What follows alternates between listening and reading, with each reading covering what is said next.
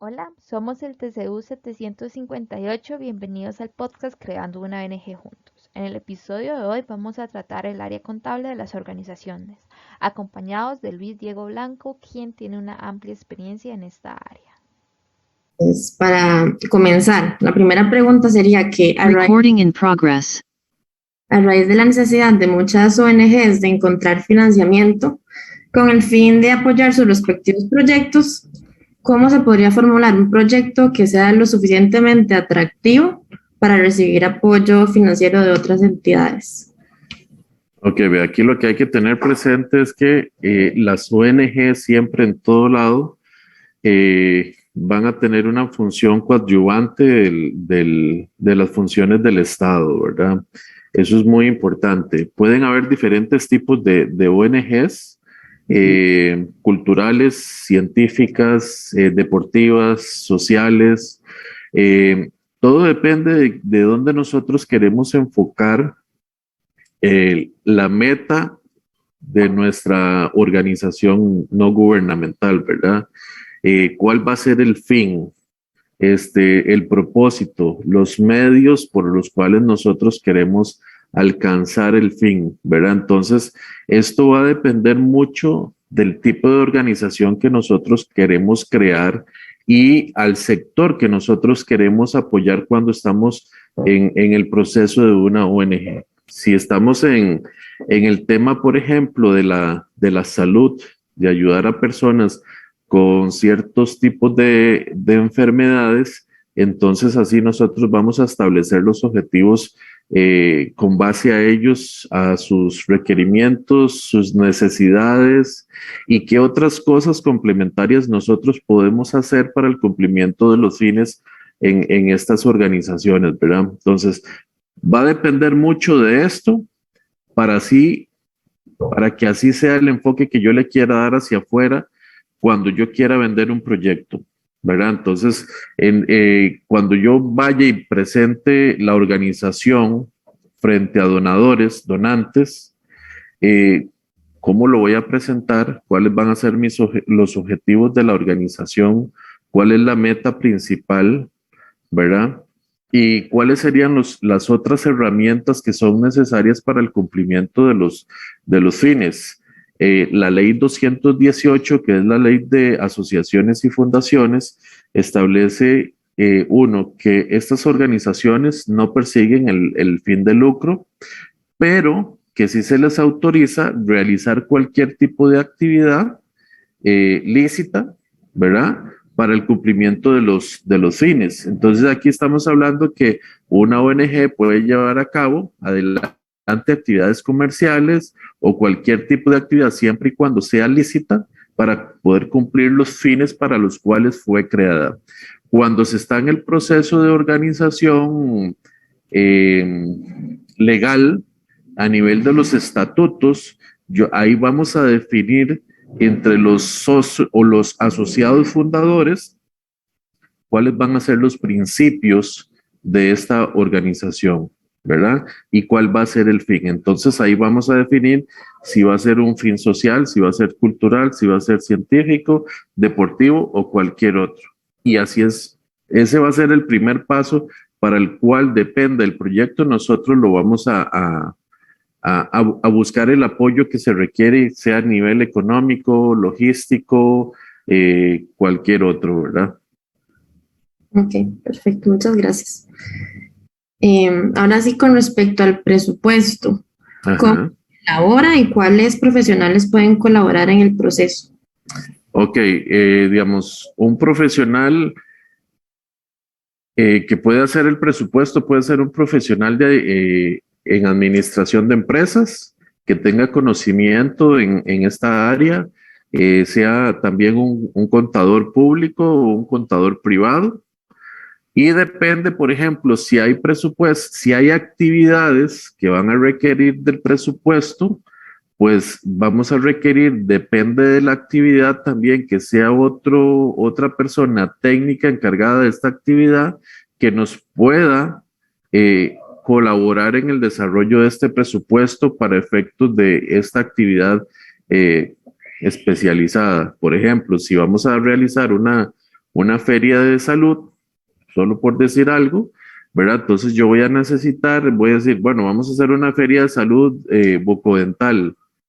Yo soy contador, pero no sé qué es lo que voy a necesitar, ¿verdad? Entonces voy a buscar un odontólogo para decirle, mire, vamos a hacer una feria, esperamos atender tantas personas, dígame qué es lo que voy a necesitar y cuál sería el aproximado que vamos a necesitar en recursos y en materiales, ¿verdad? Entonces ahí incorporo otro profesional diferente que me va a colaborar en un área específica del presupuesto, ¿verdad? Entonces, en el presupuesto nosotros empezamos analizando el tema de los costos, de los gastos por rubro, cuáles van a ser para poder llegar a determinar cuál va a ser el ingreso neto deseado que se va a requerir, sea para la operación de la organización de forma mensual o anual o por actividades específicas, ¿verdad? Entonces, hablamos de personas, de personal técnico, profesional en el campo de la administración de empresas, contaduría pública,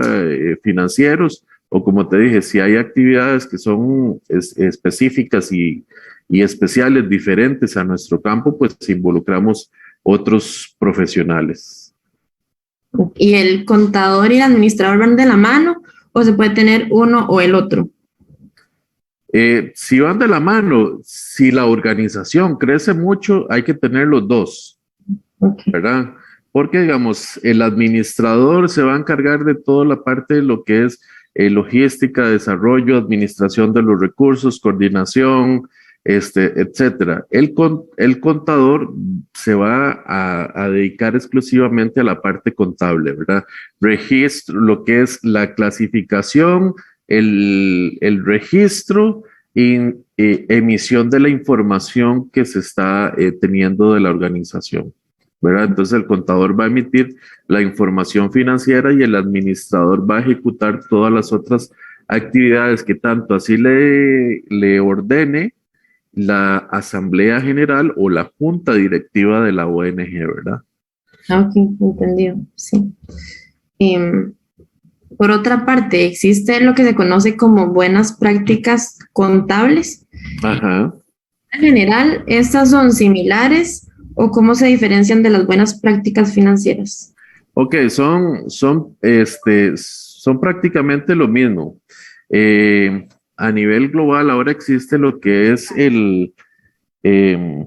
la Federación Internacional de Contabilidad, que es el IFAC, que rige las normas internacionales de información financiera, ¿verdad? Las NIF, que también tiene que ver con las normas internacionales de información contable, ¿verdad? Entonces viene siendo exactamente lo mismo, pero estas prácticas tienen que ver con que la información que uno va a disponer a manos de los asociados, etcétera, tiene que ser una información que sea relevante, ¿verdad? Que sea oportuna, que sea complementaria con la redacción, el contenido de los informes. Tiene que ser una información íntegra, ¿verdad? Aquí estamos hablando de que no podemos estar inventando o a la vez ocultando información. Tiene que ser una información neutral, ¿verdad? Esta información financiera o la información contable no puede ser sesgada, no puede ser parcial, no puede ser manipulada para obtener un resultado, ¿verdad? Entonces yo no puedo ir, por ejemplo, delante de un posible donante y decirle, mira, es que estamos en quiebra, con un estado financiero falso, ¿verdad? Porque también eso es un delito, y decirle, mire, ayúdeme, porque si no vamos a cerrar y no vamos a poderle dar comida a los chiquitos. O sea, yo como profesional, las normas internacionales me prohíben hacer eso.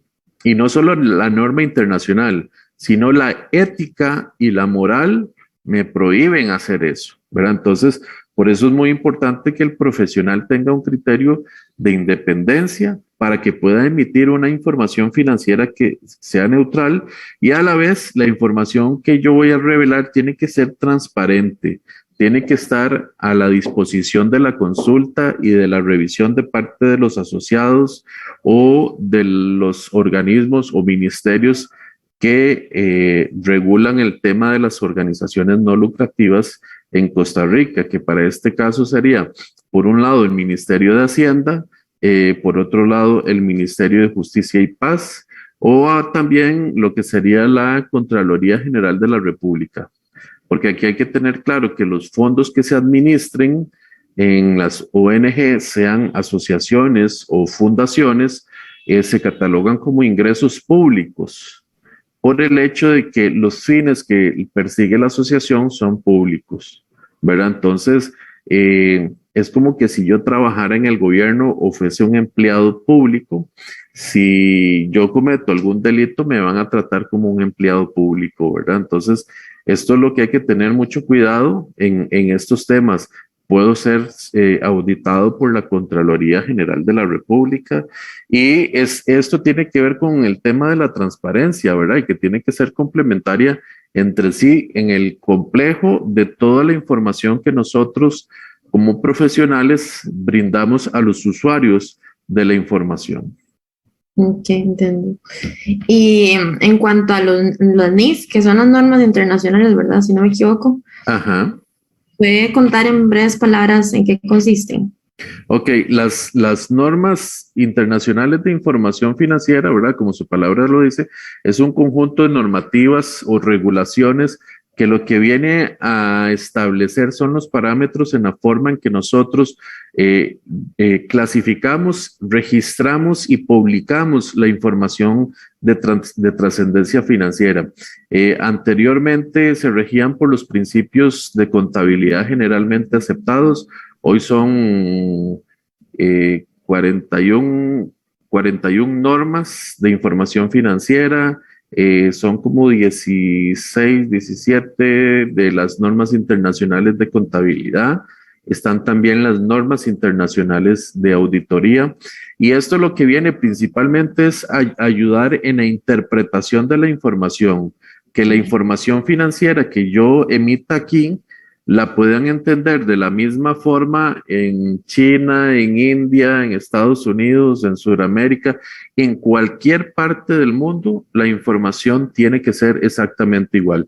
Lo mismo si yo voy a interpretar una información financiera de cualquier parte del mundo, tiene que venir con base en las normas internacionales de información financiera para que nos ayude justamente en esto, en lo que tiene que ver la toma de las decisiones para los efectos contables. Y esto tiene también su comité de interpretaciones, ¿verdad? Porque aquí hay algo muy claro, que la mayoría de las normas son redactadas por abogados.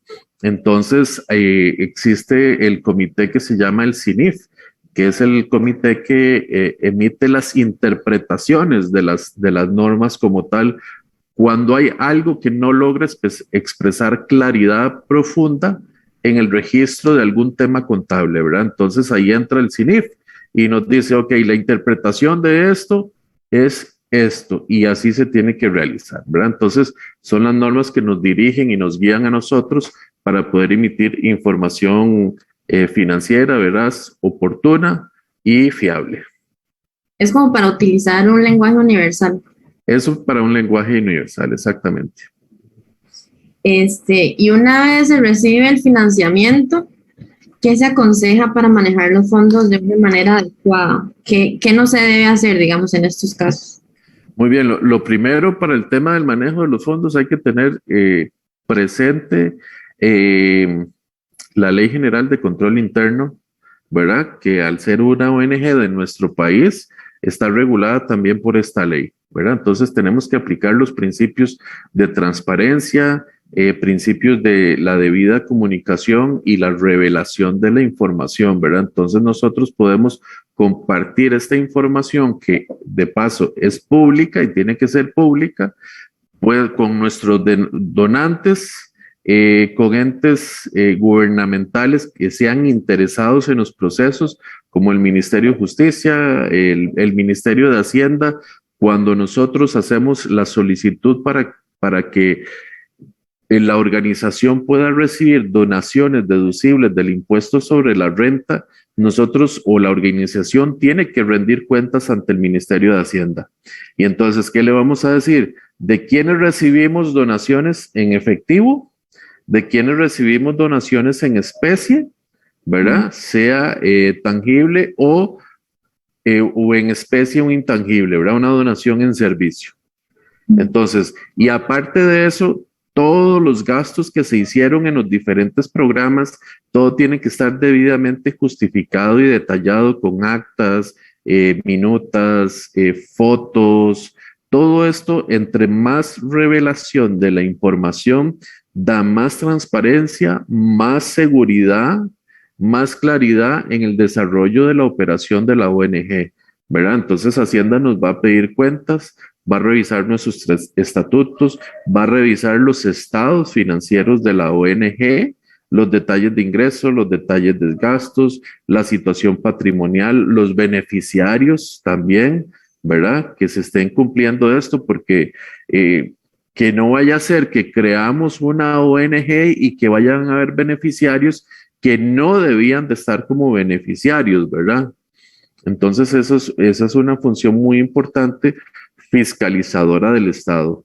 Para nuestros donantes, quienes hayan donado especie o servicios, le mandamos un informe acerca de cómo está nuestra actividad y de qué está sucediendo con las donaciones que ellos están aportando para el cumplimiento de los fines de la ONG, ¿verdad? Digamos, pueden hacer publicaciones también a través de medios, de redes sociales, página web, ¿verdad? Todos estos recursos hoy son sumamente importantes para este tema de la revelación de la información que es pública. Eso quiere decir que entonces periódicamente hay que hacer reportes a cada uno de los donantes y las entes financieras. Ok, no es obligatorio, ¿verdad? Para efecto de los donantes que yo tenga que darle periódicamente un reporte, pero sería lo ideal de que si yo estoy donando, entonces mire, usted, la ONG va a ser, por decirlo así, el albacea de mi donación. Ustedes van a administrar lo que yo estoy donando. Entonces, yo esperaría de que usted me dé un informe de cómo se está trabajando, de cómo se está invirtiendo mi donación. Y entonces, ¿qué va a ocasionar en eso? Que a mí me dé seguridad, me dé tranquilidad y a la vez yo pueda pensar, mire, sí, yo puedo seguir donando en esta ONG. Entonces también sirve como motivación, ¿verdad? Claro, sí, como transparencia.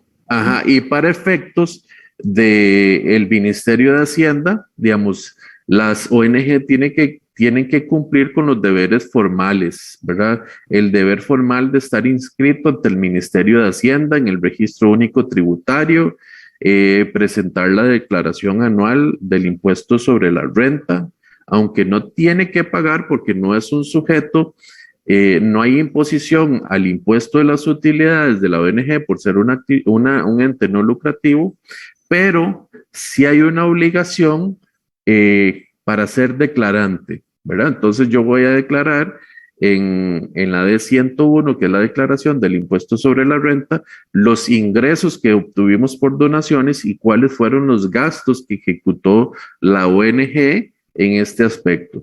Si ya yo tuve la autorización de parte del Ministerio de Hacienda para recibir donaciones deducibles del impuesto sobre la renta, cada 2 años yo tengo que renovar esto. Entonces, cuando yo renueve, ellos van a verificar que haya presentado la declaración del impuesto sobre la renta, de que esté inscrito en el registro único tributario, que los datos estén actualizados y aparte de eso, van a pedir la información de los estados financieros, que son 5, ¿verdad? Más los anexos que ellos solicitan, que son los detalles, ¿verdad? Entonces, cuando hablamos de los estados financieros, hablamos del estado de situación, el estado de resultados, el estado de cambios en el patrimonio, el estado de flujo efectivo y las notas de los estados financieros, ¿verdad? Las notas de los estados financieros incluyen la parte histórica de la empresa, parte de sus estatutos, la representación legal, las políticas contables y después ya propiamente lo que tiene que ver el desarrollo de los estados financieros y cualquier otra información que sea de trascendencia contable financiera de la organización se incluye en las notas de revelación. Y estos reportes y declaraciones los deben hacer un administrador o un contador, o no necesariamente. Vamos a ver, los estados financieros los debe emitir un contador privado incorporado, ¿verdad? El Colegio de Contadores Privados de Costa Rica. Así lo estipula el Código de Comercio. Ahorita no recuerdo cuál es el artículo, pero sí está emanado en el Código de Comercio, y aparte de eso existe la ley del Colegio de Contadores Públicos, ¿verdad? Donde toda organización, sea con fines lucrativos o no, que emita información de trascendencia contable financiera, tiene que ser emitida y firmada por un profesional incorporado al Colegio de Contadores Privados de Costa Rica. Muchas gracias. Y ahora que se hablaba un poco sobre las buenas prácticas a la hora de manejar fondos, ¿qué aspectos considera claves para mantener una buena imagen con las empresas y entidades que aportan financieramente? Sí, vea, esta parte es muy buena y muy interesante, porque una ONG puede manejar poquito dinero, poquitos recursos, o como puede manejar mucho, ¿verdad?